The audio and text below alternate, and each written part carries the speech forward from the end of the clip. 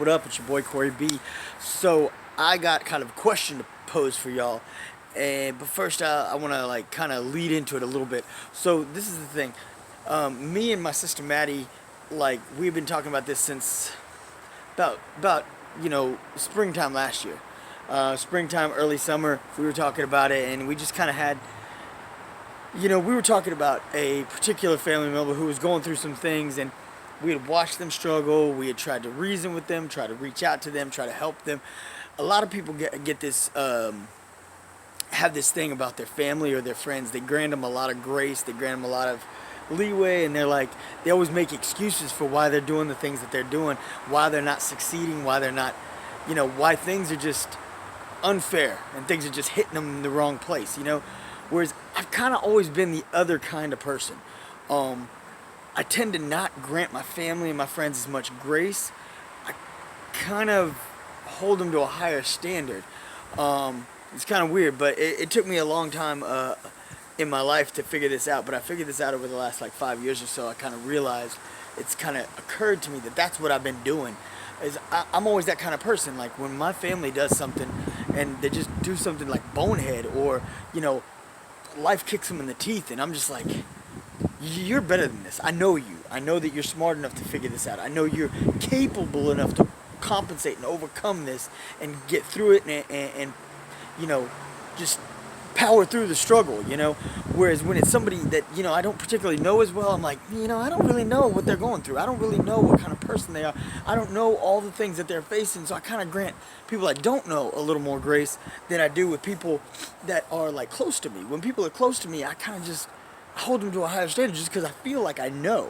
I feel like I know their potential. I feel like I know what they're capable of, and I just want to see them go after it. I want to see them get it.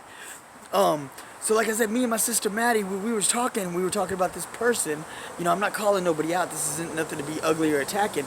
But we were talking about this person. We were just sharing because we had both been praying over this person. We had both tried to intervene in this person's life and just try to be there for them and lift them up and just be positive, influences in their life and kind of help them get to a better place. And me and Maddie, man, we both have seen our fair shares of struggle in our life, off and on at different times through different things, different reasons. We've seen our shares of struggle, and so we've learned a lot. We've seen a lot, and so we felt like we could impart some wisdom and try to help, our family out.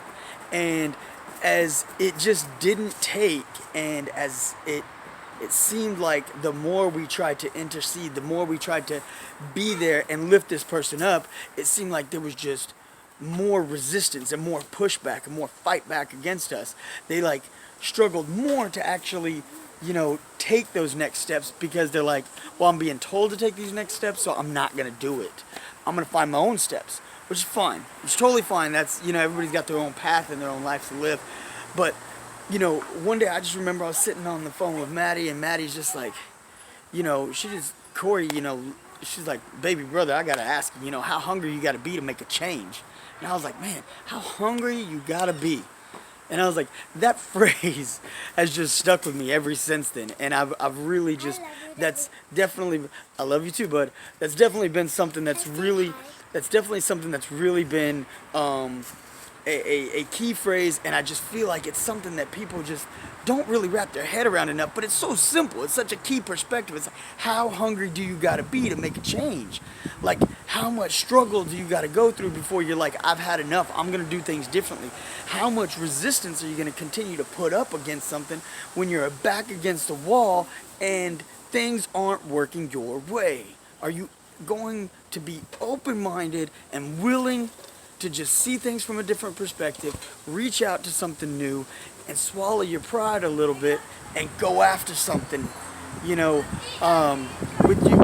all you've got, with your whole heart, your whole body, your whole, just everything in your being, just go after something bigger. Like I said, it's just something that, and like I said, it's been on my mind, it's been on my heart for the past year, and it's really just permeated, in so many different things. I've kind of touched on it multiple times, but right now it's something that I've particularly saw a need as, okay, through this whole pandemic, I've tried to be, very positive and very uplifting and very supportive and just understanding to people. It's like, hey, look, y'all can get through this. We can get through this. We're going to lift each other up. We're going to rise up. We're a society that's bigger and stronger than this virus. We're bigger than this. Our God is bigger than this. Like, we're not going to be broken.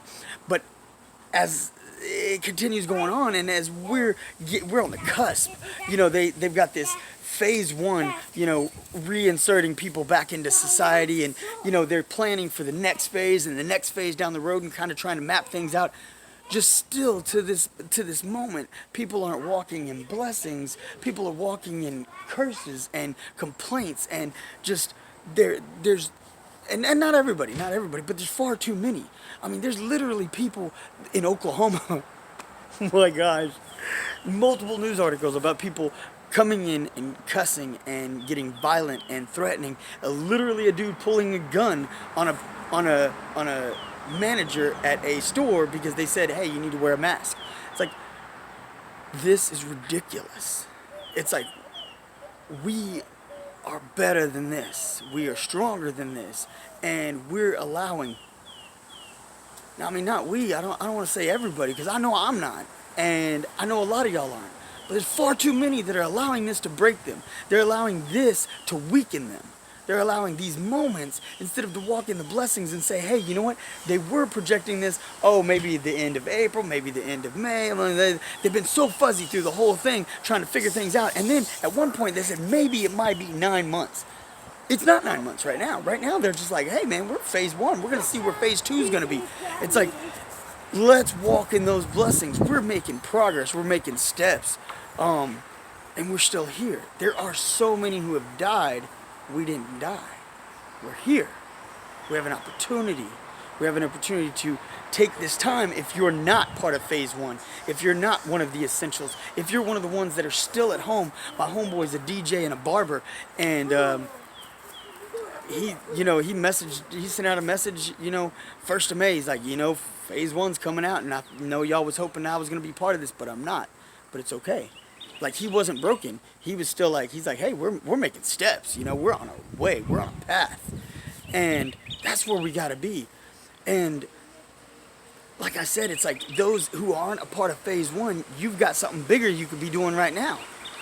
Something bigger than phase one. Something bigger than, and I'm not belittling those people's jobs, because those people's jobs, I mean, those are all, there's a reason they're called essential, man, because we need those people. We need people to be, clerks and help us get food and help us get supplies, and nurses on the front line. My wife's a nurse. Just absolutely incredible. There's so many people, I just, like I said, I'm not belittling the people out there. I'm just saying, if you're not one of those people, that means you're not essential. And I'm not trying to belittle your job, but that means that you could be doing something bigger right now. Like I said, reconnecting with your family, helping your family stay strong, helping your family fight through this so they're not fighting alone. You're not fighting alone. Y'all can fight together. Working on your health, working on your spirit, your soul, getting closer connected to God, getting closer connected to that long-lost cousin you haven't talked to in who knows how long, your best friend from middle school. Give them a shout. Maybe they're struggling right now. They're feeling broken, and they need you to lift them up. Build a business. Invest. Grow. Work towards your future. Something that's yours. Something that's you own it. It's yours. Not something that somebody can take from you. I mean, these are the things that, it's just, this is not the time to be broken. And to me, like I said, when it seemed like through this whole thing I've been trying to be understanding and reasonable people, and I think at this moment I just feel like I feel convicted that like people need a little tough love sometimes, and maybe that's what y'all need. Maybe one of y'all, maybe not, I'm not hating on all of y'all, I'm not calling anybody out either, but maybe somebody who's going to hear this, somebody who's going to see this video is going to be like, man, that's what I needed to hear today. I needed to be reminded that things could be so much worse, and things are better than they could be, and things could be put in motion, and I could be on a better path than I already am. And they might start taking those steps, and that's where I want to be. I want to be helping those people. I want to be, the one who just inspires and fuels people to take those steps.